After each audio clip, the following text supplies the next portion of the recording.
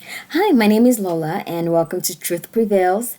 Today I'm going to be talking about the reason why I'm going to read Prince Harry's memoir titled Spare. First, I'm going to start with who is Prince Harry. Prince Harry is the son of King Charles III, and he's currently married to Meghan Markle. He has two children, and they live in the United States. Why do I like him? I like him because he is someone who is trying to contribute to the world positively. There's a lot of noise in the world, politics and things like that.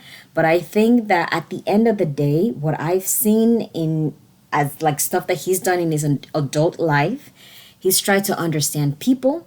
He's tried to help people who are handicapped, the Invictus Games.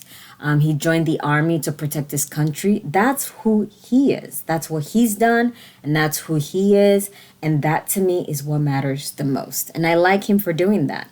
I also like that if someone is going after someone that he loves, or someone that he cares about, he will defend that person regardless of what he needs to do that. I respect that. If there's injustice in this world, I like people who will speak up and defend the people that they love. Now, what is he writing about?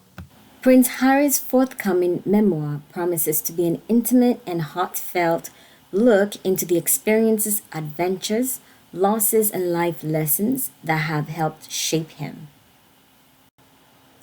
I'm writing this not as the prince I was born, but as the man I have become. Prince Harry, now 38, said in a statement.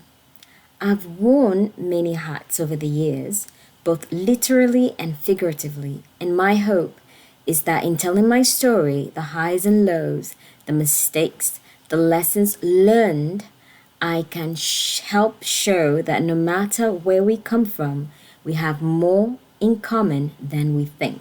He continued, I'm deeply grateful for the opportunity to share what I've learned over the course of my life so far and excited for people to read a first hand account of my life that's accurate and wholly true.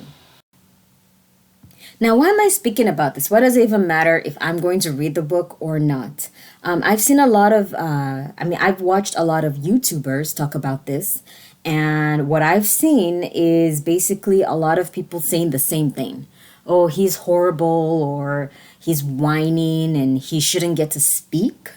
I'm on the opposite of that. I just wanted to contribute my voice and basically say that I don't believe those things. I like him. I want to read what he has to say.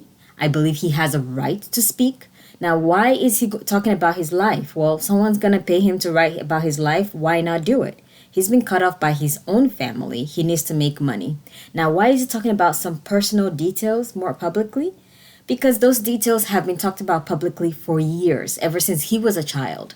Only that they've been, we've heard rumors, we've heard insiders, we've heard stories that have been false. And he's here to finally clear those things up. I would rather listen to the truth than listen to allegedly, like rumors, things from insiders, leaks. I'd rather hear it from him. Before this book that I'm going to be reading, I watched the Oprah interview of Prince Harry and Meghan Markle. I also watched the docuseries Harry and Meghan. And one thing I can say that I noticed there, and that's another reason why I'm supporting them so strongly, is that I can see a struggle. There's a pattern there. They're struggling, basically.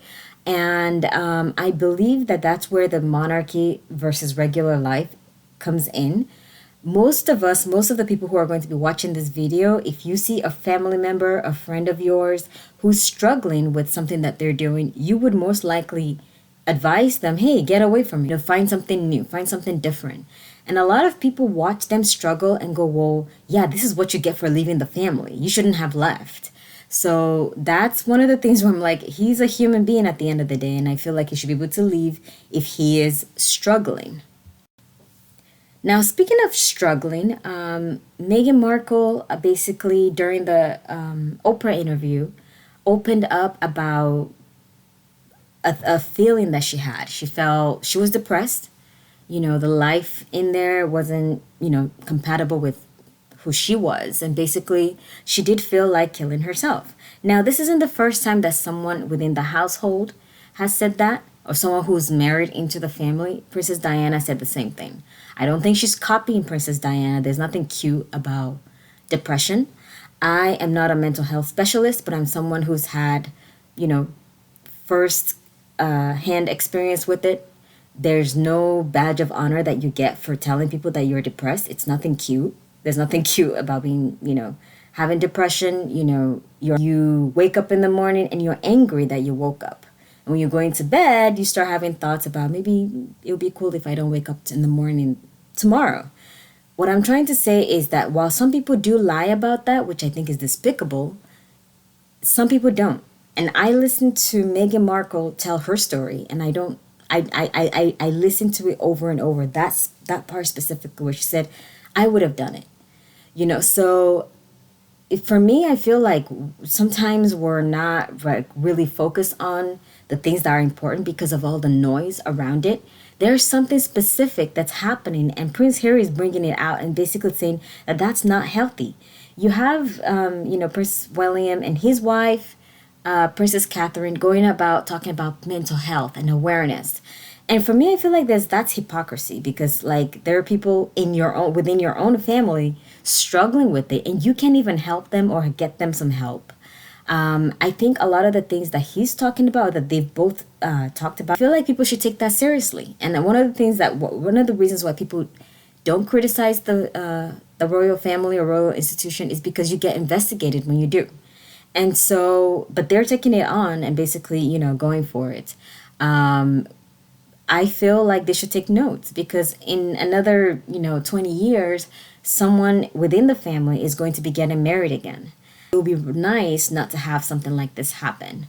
And I was thinking about the whole situation with Meghan Markle and how the media spins everything. If she had killed herself, the irony is that the media would have said, oh, Princess Meghan, so loved by many. It's so tragic. Hold your loved ones tighter. Let's learn from this and reach out to our loved ones. And the royal institution would have gone, give us the privacy that we need to heal during this difficult time. And that's the only thing I can think of, that they're just going to wrap everything in a nice, pretty bow, and then everyone's going to move on from it in a few months. And it's upsetting just thinking that that's what would have happened. She would have died and everything within a few months would have just gone back to, routine work, and everyone would have moved on from it. So I just feel like I hope that isn't what happens after this book is released and after everything that's going on. I hope that people take notes. I hope King Charles specifically, listens to his son.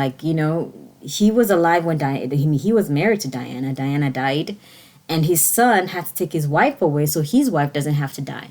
So I hope they're paying attention and they're listening. But beyond that, like I've already mentioned what this book is about, there's going to be, he makes fun of him from the leaks that we've. I froze my Todger. Psst, Harry froze his Todger. Heard. It looks like he makes fun of himself a lot in the book. It's supposed to be a book about his life. There's going to be humor. There are going to be heavy things that you see in the book. I plan on reading the whole thing, audiobook. I have no patience for reading, but I plan on basically, listening to the whole book. I plan on doing it at least once, to show my support. I'm literally doing this to show that I support this couple. They're struggling. I don't want people struggling. I want, let's support people when they're struggling. I think that's a sentiment that most people have. It's just that when it comes to the royal family, anyone that goes against the royal family we think is like the villain and the enemy. No, it doesn't have to be that way. These people are members of the royal family and basically calling out things that are wrong that are going on.